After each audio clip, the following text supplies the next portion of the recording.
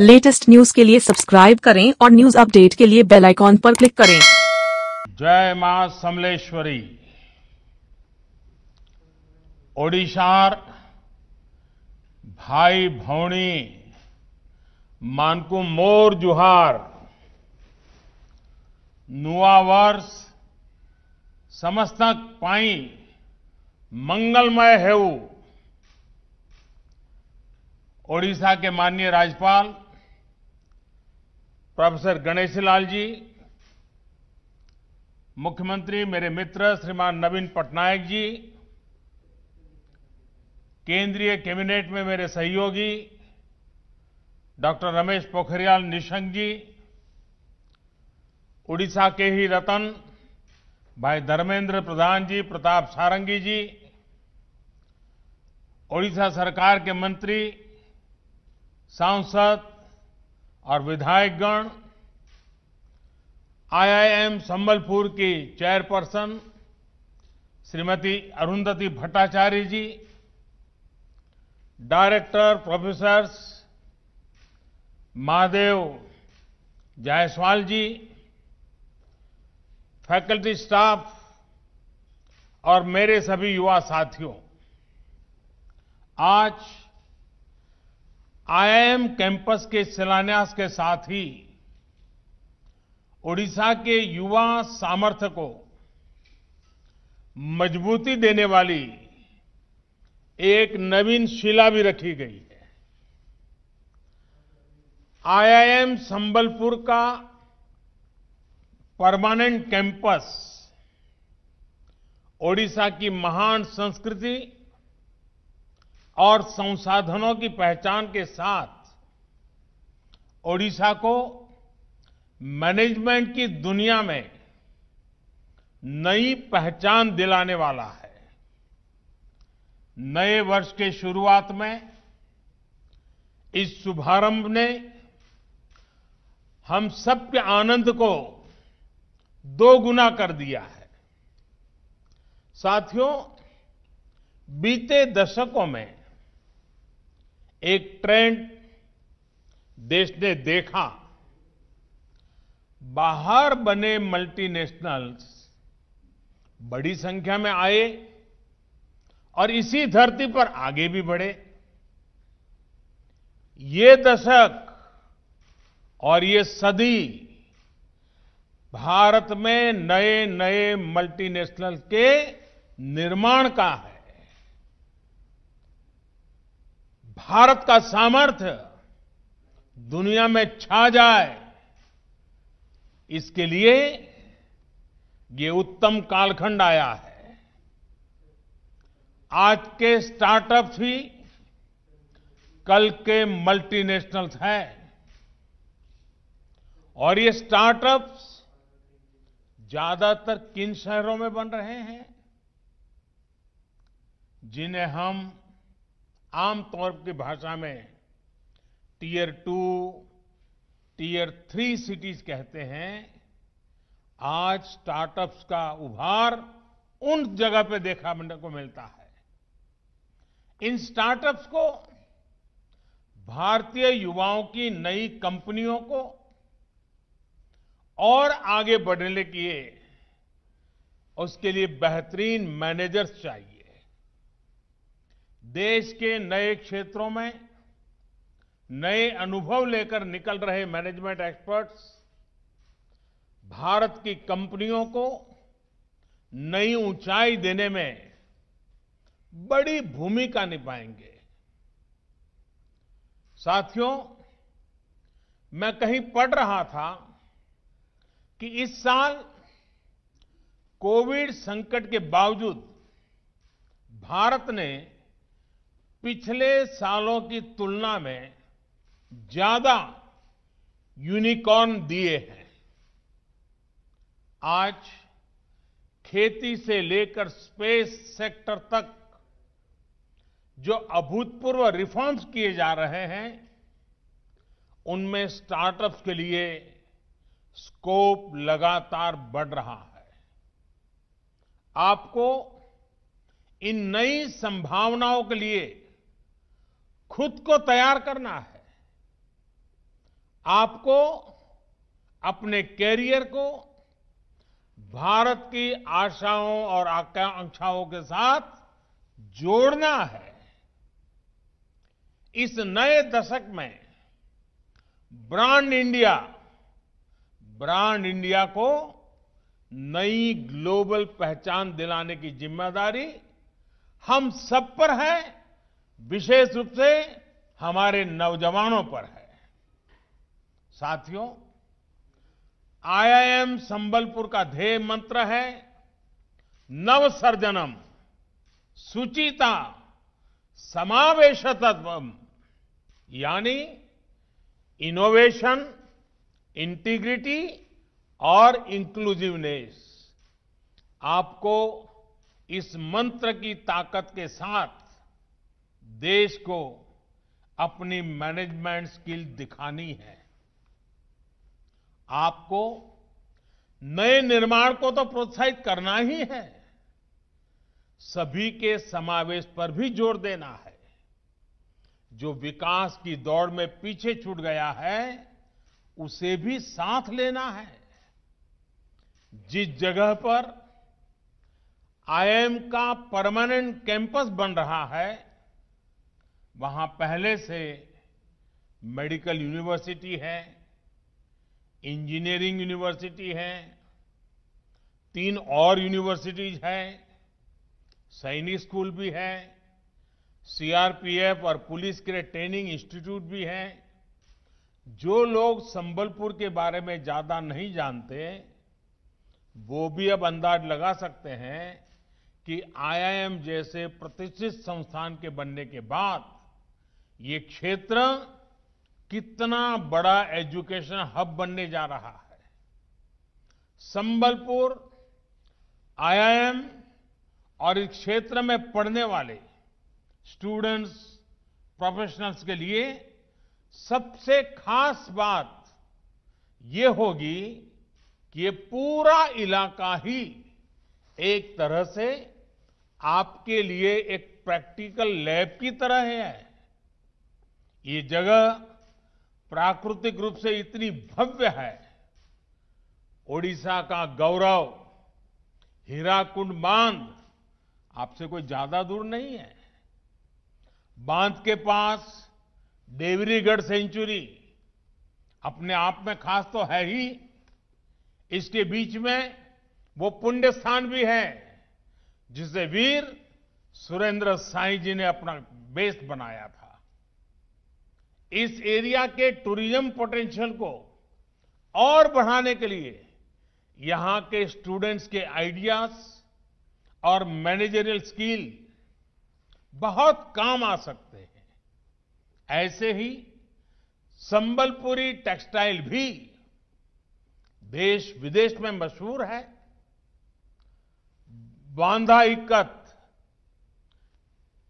Ikat fabric, उसका unique pattern design और texture बहुत ही खास है। इसी तरह इस क्षेत्र में हैंडीक्राफ्ट का इतना काम होता है। सिल्वर फिलीग्री, पत्थरों पर नक्काशी, लकड़ी का काम, ब्रास का काम, हमारे आदिवासी भाई बहन भी इसमें बहुत पारंगत है। आईआईएम के छात्र छात्राओं के लिए संबलपुर के लोकल को वोकल बनाना उनका एक अहम दायित्व है। साथियों, आप ये भी भलीभांति जानते हैं कि संबलपुर और उसके आसपास का इलाका अपनी मिनरल और माइनिंग स्ट्रेंथ के लिए भी जाना जाता है। हाई ग्रेड आयरन हो, बॉक्साइट, क्रोमाइट, मैंगनीज, कोल, लाइमस्टोन से लेकर गोल्ड, जेमस्टोन, डायमंड, यहां की प्राकृतिक संपदा को अनेक गुना बढ़ाते हैं। देश के इन नेचुरल एसेट्स को बेहतर मैनेजमेंट कैसे हो, कैसे ये पूरे क्षेत्र का विकास करें, लोगों का विकास करें, इसे लेकर भी आपको नए आइडियाज पर काम करना है। साथियों, ये मैंने आपको कुछ ही उदाहरण दिए हैं। उड़ीसा में वन संपदा, खनिज, रंगबती संगीत, आदिवासी आर्ट और क्राफ्ट, स्वभाव कवि गंगाधर मेहर की कविताएं, क्या नहीं है उड़ीसा के पास। जब आप में से अनेक साथी संबलपुरी टेक्सटाइल या फिर कटक की फिलीग्री कारीगरी, उसको ग्लोबल पहचान दिलाने में अपने कौशल का इस्तेमाल करेंगे, यहां के टूरिज्म को बढ़ाने के लिए काम करेंगे, तो आत्मनिर्भर भारत अभियान के साथ ही ओडिशा के विकास को भी और गति मिलेगी और नई ऊंचाई मिलेगी। साथियों, लोकल को ग्लोबल बनाने के लिए आप सभी आईआईएम के युवा साथियों को नए और इनोवेटिव समाधान तलाशने हैं। मुझे विश्वास है हमारे आईआईएम्स आत्मनिर्भरता के देश के मिशन में स्थानीय उत्पादों और अंतर्राष्ट्रीय कोलैबोरेशन के बीच ब्रिज का काम कर सकते हैं। आप सभी का जो इतना विशाल और दुनिया के कोने में फैला अलुमनाई नेटवर्क है, वो भी इसमें बहुत मदद कर सकते हैं। साल 2014 तक हमारे यहां 13 आईआईएम थे, अब देश में 20 आईआईएम है।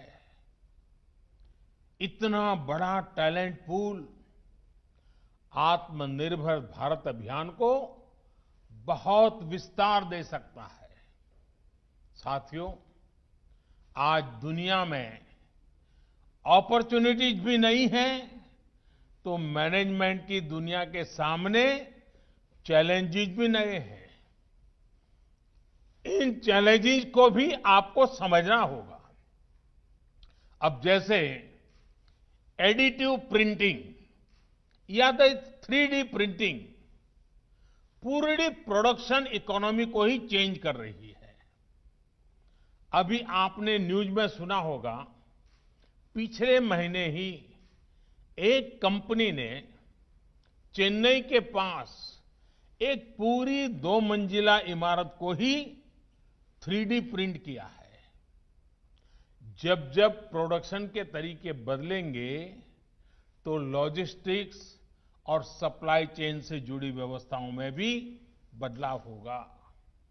इसी तरह टेक्नोलॉजी आज हर जियोग्राफिकल लिमिटेशंस को दूर कर रही है। एयर कनेक्टिविटी ने 20वीं सदी के बिजनेस को सीमलेस बनाया, तो डिजिटल कनेक्टिविटी 21वीं सदी के बिजनेस को ट्रांसफॉर्म करने वाली है। वर्क फ्रॉम एनीवेयर के कंसेप्ट से पूरी दुनिया ग्लोबल विलेज से ग्लोबल वर्क प्लेस में बदल गई है। भारत ने भी इसके लिए हर जरूरी रिफॉर्म्स बीते कुछ महीनों में तेजी से किए हैं। हमारी कोशिश है कि हम ना सिर्फ समय के साथ चले, बल्कि समय के पहले चलने की भी कोशिश करें। साथियों, जैसे काम के तरीके बदल रहे हैं, वैसे ही मैनेजमेंट स्किल्स की डिमांड भी बदल रही है। अब टॉप डाउन या टॉप हैवी मैनेजमेंट के बजाय कोलैबोरेटिव, इनोवेटिव और ट्रांसफॉर्मेटिव मैनेजमेंट का समय है। ये कोलैबोरेशन अपनियों के साथियों के साथ जरूरी है ही, बॉट्स और एल्गोरिथम्स भी अब टीम मेंबर्स के रूप में आपके साथ है। इसलिए आज जितना ह्यूमन मैनेजमेंट जरूरी है, उतना ही टेक्नोलॉजिकल मैनेजमेंट भी आवश्यक है। मैं तो आपसे भी और देश भर के आईआईएम से और बिजनेस मैनेजमेंट से जुड़े दूसरे स्कूलों से एक आग्रह करूंगा। कोरोना संक्रमण के इस पूरे दौर में टेक्नोलॉजी और टीम वर्क की भावना से देश ने कैसे काम किया, किस प्रकार से 130 करोड़ देशवासियों की सुरक्षा के लिए कदम उठाए गए, जिम्मेवारियां उठाई गई, कोलैबोरेशन किया गया, जन भागीदारी का अभियान चला गया, इन सारे विषयों पर रिसर्च होना चाहिए, डॉक्यूमेंट तैयार होने चाहिए। 130 करोड़ के देश ने कैसे समय समय पर इनोवेट किया, कैपेसिटी और कैपेबिलिटी को कैसे भारत ने बहुत कम समय में ही एक्सपांड किया, इनसे मैनेजमेंट का बहुत बड़ा सबक है। कोविड के दौरान देश ने पीपीई किट का, मास्क का, वेंटिलेटर का परमानेंट सॉल्यूशन निकाल दिया है। साथियों, हमारे यहां एक परंपरा बन गई थी कि प्रॉब्लम सॉल्विंग के लिए शॉर्ट टर्म अप्रोच अपनाई जाए। देश अब उस सोच से बाहर निकल गया है। अब हमारा जोर तत्कालिक जरूरतों से भी आगे बढ़कर लॉन्ग टर्म सॉल्यूशन पर है, और इसमें मैनेजमेंट का भी एक बहुत अच्छा सबक सीखने को मिलता है। हमारे बीच में अरुंधति जी मौजूद है। देश में गरीबों के लिए जनधन खातों के लिए किस तरह की प्लानिंग हुई, किस तरह इंप्लीमेंटेशन हुआ, इसका मैनेजमेंट किया गया, इस पूरे प्रोसेस की तो वो भी गवा रही हैं, क्योंकि उस समय वो बैंक संभालती थी। जो गरीब कभी बैंक के दरवाजे तक नहीं जाता हो, ऐसे 40 करोड़ से ज्यादा गरीबों के बैंक अकाउंट खोलना इतना भी आसान नहीं है। और ये बातें मैं आपको इसलिए बता रहा हूं क्योंकि मैनेजमेंट का मतलब बड़ी बड़ी कंपनियां संभालना ही नहीं होता। सच्चे अर्थ में तो भारत जैसे देश के लिए मैनेजमेंट का मतलब जिंदगियां संभालना भी होता है। मैं आपको एक और उदाहरण देता हूं, और ये इसलिए अहम है कि ओडिशा के ही संतान भाई धर्मेंद्र प्रधान जी की इसमें बड़ी भूमिका रही है। साथियों, हमारे देश में रसोई गैस आजादी के करीब करीब 10 साल बाद आ ही गई थी, लेकिन बाद के दशकों में रसोई गैस एक लग्जरी बन गई, रहीशी लोगों की प्रतिष्ठा बन गई। लोगों को एक गैस कनेक्शन के लिए इतने चक्कर लगाने पड़ते थे, इतने पापड़ बेलने पड़ते थे, और फिर भी उन्हें गैस नहीं मिलती थी। हालत ये थी कि साल 2014 तक, आज से 6 साल पहले 2014 तक देश में रसोई गैस की कवरेज सिर्फ 55% थी, 55% थी। जब अप्रोच में परमानेंट सॉल्यूशन का भाव न हो तो यही होता है। 60 साल में रसोई गैस की कवरेज सिर्फ 55%। अगर देश इसी रफ्तार से चलता तो सबको गैस पहुंचने में ये शताब्दी भी आधी और बीत जाती। 2014 में हमारी सरकार बनने के बाद हमने तय किया कि इसका परमानेंट सॉल्यूशन करना ही होगा। आप जानते हैं आज देश में गैस कवरेज कितनी है?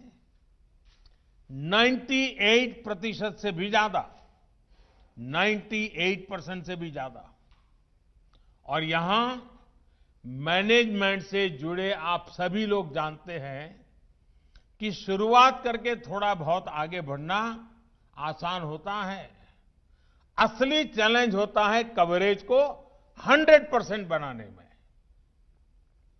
साथियों, फिर सवाल ये है कि हमने ये कैसे प्राप्त किया, कैसे अचीव किया। ये आप मैनेजमेंट के साथियों के लिए बहुत अच्छी केस स्टडी है। साथियों, हमने एक तरफ प्रॉब्लम को रखा, एक तरफ परमानेंट सॉल्यूशन को रखा।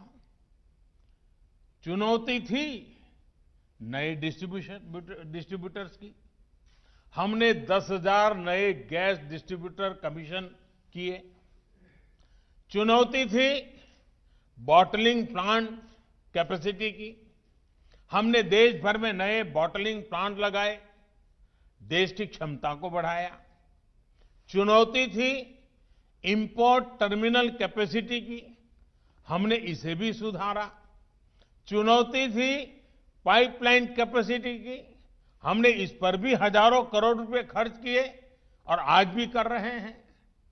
चुनौती थी गरीब लाभार्थियों के चयन की। हमने ये काम भी पूरी पारदर्शिता से किया, विशेष तौर पर उज्ज्वला योजना शुरू की। साथियों, परमानेंट सॉल्यूशन देने की इसी नीयत का नतीजा है कि आज देश में 28 करोड़ से ज्यादा गैस कनेक्शन है। 2014 से पहले देश में 14 करोड़ गैस कनेक्शन थे। सोचिए, 60 साल में 14 करोड़ गैस कनेक्शन। हमने पिछले 6 वर्षों में देश में 14 करोड़ से ज्यादा गैस कनेक्शन दिए हैं। अब लोगों को रसोई गैस के लिए भागना नहीं पड़ता, चक्कर नहीं लगाना पड़ता। यहां उड़ीसा में भी उज्ज्वला योजना की वजह से करीब करीब 50 लाख गरीब परिवारों को गैस कनेक्शन मिला है। इस पूरे अभियान के दौरान देश ने जो कैपेसिटी बिल्डिंग की, उसी का नतीजा है कि उड़ीसा के 19 जिलों में सिटी गैस डिस्ट्रीब्यूशन नेटवर्क तैयार हो रहा है। साथियों, ये उदाहरण मैंने आपको इसलिए भी समझाया क्योंकि जितना आप देश की जरूरतों से जुड़ेंगे, देश की चुनौतियों को समझेंगे, उतने ही अच्छे मैनेजर्स भी बन पाएंगे और उतने ही अच्छे उत्तम सॉल्यूशन भी दे पाएंगे। मैं समझता हूं हायर एजुकेशन से जुड़े संस्थानों के लिए जरूरी है कि वो सिर्फ अपनी एक्सपर्टाइज तक ही फोकस न रहें, बल्कि उनका दायरा व्यापक होना चाहिए।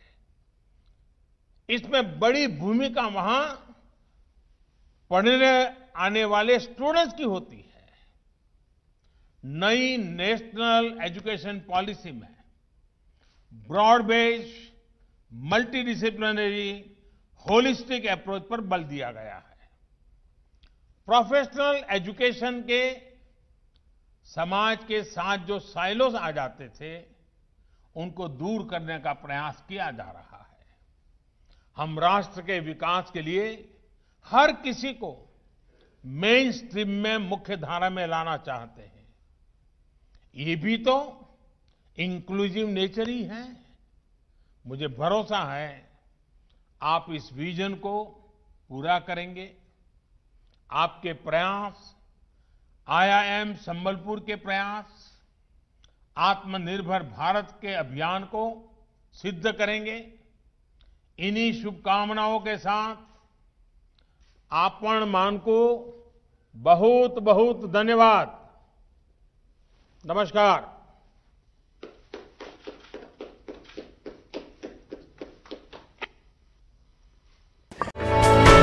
For more news updates, do subscribe, like, share and comment. Clipper 28.